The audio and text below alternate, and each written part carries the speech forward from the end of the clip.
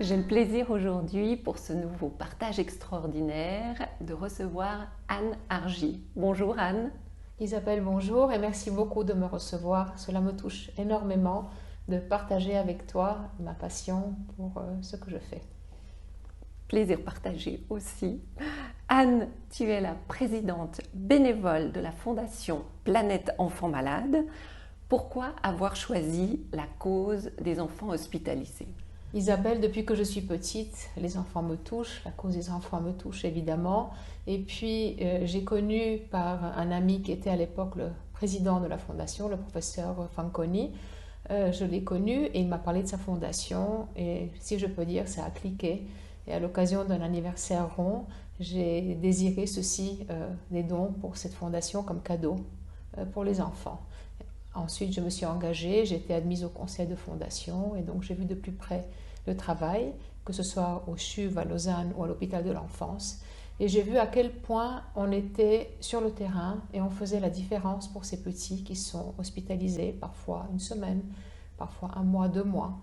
Et bon, les enfants réagissent, je dirais, parfois mieux que nous à la maladie, mais ils ont besoin de retrouver la normalité du jeu, des contes, de la musique, un peu de sport. Et j'ai vu qu'on pourrait faire la différence. Voilà, un tout petit peu le début de cette histoire. Alors on le comprend, beaucoup d'activités pour ces enfants qui sont hospitalisés, mais que fait concrètement la Fondation pour aider les enfants ? Concrètement, nous avons plusieurs activités où il y a des intervenants qui viennent voir les enfants. On a le sport à l'hôpital avec des éducateurs physiques adaptés qui vont de la gym adaptée. Nous avons des conteuses et nous avons aussi des dames qui viennent chanter avec les enfants. Nous avons aussi un volet médical à notre action. Donc nous partageons des petits projets dans la recherche, évidemment dans la mesure de nos moyens, et aussi l'hypnose. Et ceci est très très important. L'hypnose aujourd'hui remplace énormément de médicaments, soulage les petits pour des interventions simples. Et je dirais c'est notre grand cheval de bataille où parfois les budgets sont un peu serrés encore. Et la dernière chose que nous faisons également, nous avons un endroit où les enfants peuvent aller au CHUV et ils peuvent jouer au baby-foot. C'est un salon, ils peuvent se retrouver entre eux. Évidemment, ils peuvent sortir de leur chambre, mais parfois ils ont envie, surtout les adolescents. Donc c'est un espace, ce qu'on appelle ça espace ado. Voilà, un peu de maison à l'hôpital, un peu de convivialité, un peu de normalité. Et c'est très très important. On l'aura compris, cette fondation est très active et propose bon nombre d'activités justement à tous ces jeunes patients.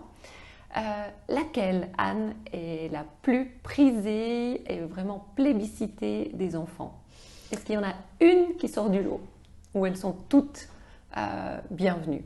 Isabelle, comment te répondre? Ça dépend aussi de l'état de santé des enfants. Parfois, certains aiment rester dans leur chambre, un peu de musique ou bien un conte leur suffira pour égayer leur journée. Il y en a d'autres plus actifs. On a souvent des équipes de foot lausannoises ou de hockey. Je ne peux pas dire lequel est plébiscité. On essaie de donner une palette large et on essaie surtout d'offrir, je dirais, ce moment de bien-être et ce moment de normalité aux enfants. J'aimerais surtout préciser que nous travaillons beaucoup en collaboration, surtout en collaboration avec le personnel soignant, et nous n'intervenons jamais si un des enfants n'est pas en forme. Nous n'allons jamais pousser la porte d'une chambre sans l'autorisation de l'infirmière-chef, et nous ne faisons aucun programme sans, je dirais, le CHUV, à tel point que les parents pensent toujours que c'est un service génial qui est donné par le CHUV, mais ce n'est pas le cas. C'est nous, avec nos petits moyens, et parfois c'est difficile de dissocier ceci et de nous placer comme organisation intérieure mais également extérieure. Tu viens de nous décrire, Anne, en fait, toutes les activités qui sont des activités de jeu, qui sont des activités sportives, des activités ludiques pour se faire plaisir. Mais j'ai cru comprendre aussi que vous aidez les enfants à garder le lien avec la pédagogie, donc avec l'enseignement, avec leur école, au travers d'un petit bonhomme qui s'appelle Nao. Est-ce que tu pourrais nous en dire un peu plus sur Nao? Justement, j'allais aussi poursuivre avec notre petit bonhomme qui s'appelle Nao, qui est un petit robot qui a été mis au point par une société qui est à Zurich, qui s'appelle Avatarion. Nao est un petit robot qui emploie l'intelligence artificielle, qui va en classe, qui est à la place du petit ou de la petite qui ont un problème de santé et qui va suivre les cours à la place de ses enfants. Mais les enfants à la maison ont également une tablette numérique et Nao a également sur le front aussi la même tablette, donc il y a une connexion. Ça habitue les enfants en classe à voir leur petit ami peut-être qui n'a momentanément pas de cheveux ou qui a tout d'un coup un visage plus pâle et il n'y a pas de différence. Les enfants sont... Et puis surtout, ça soulage beaucoup les parents. Donc c'est une grosse structure à mettre en place et je dirais que notre directrice, Paula Meul, fait ça de manière magnifique et sans elle d'ailleurs, la fondation ne serait pas ce qu'elle est.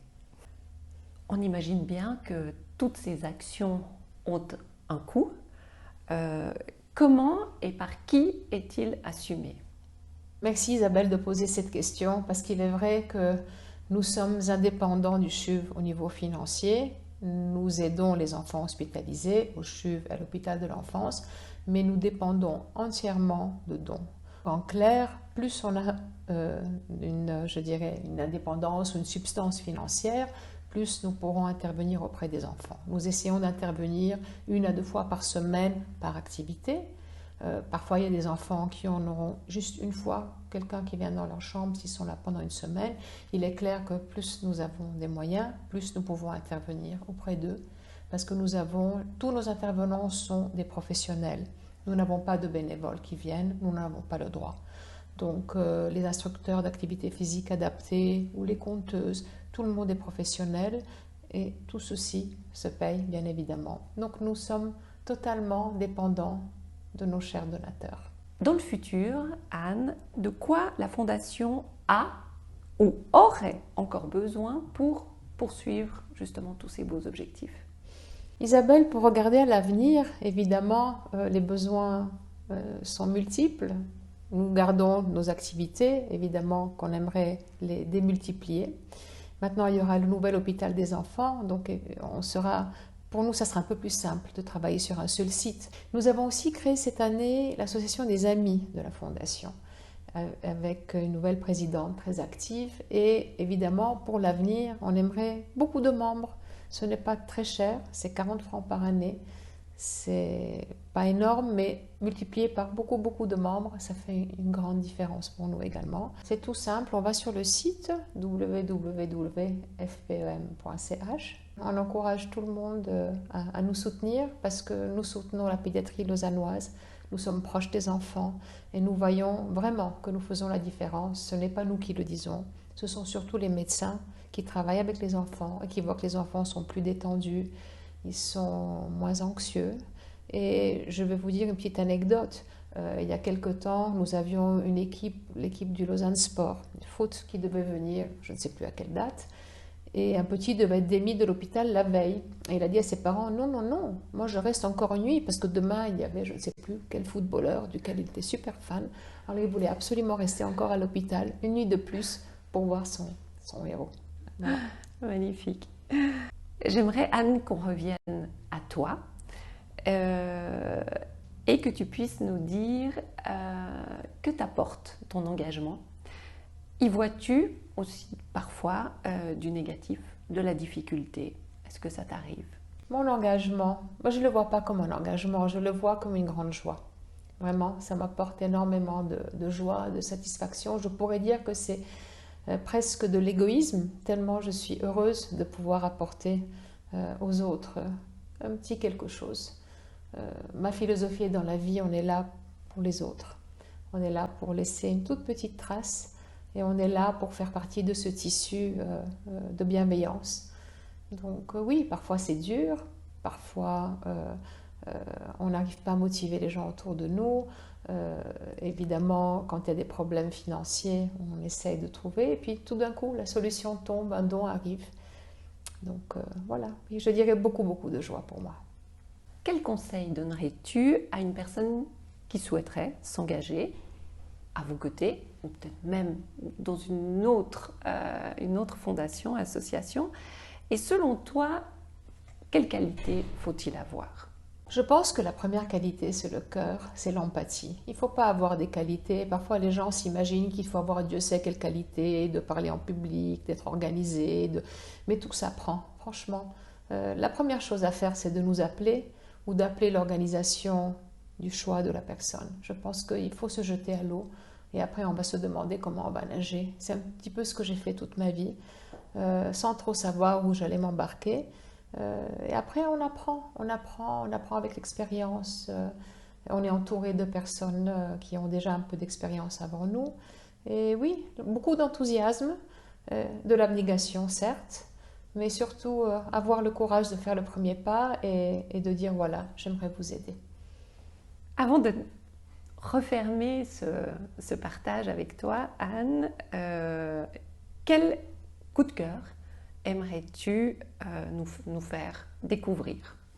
Je t'avoue que j'ai beaucoup de coups de cœur tout au long de l'année, souvent pour un coucher de soleil, pour une montagne éclairée, pour une mer calme. Et j'aime aussi beaucoup lire. Et récemment, j'ai lu un livre de Frédéric Lenoir et Nicolas Hulot, D'un monde à l'autre. J'aime beaucoup ce genre de thématique. Ça nous ouvre les esprits, ça nous ouvre vers l'autre, ça nous fait nous poser des questions. Et c'est mon tout récent coup de cœur duquel je voulais te parler aujourd'hui. Le livre n'est pas encore tout à fait terminé, mais j'ai énormément de plaisir à le savourer. Eh bien, merci Anne.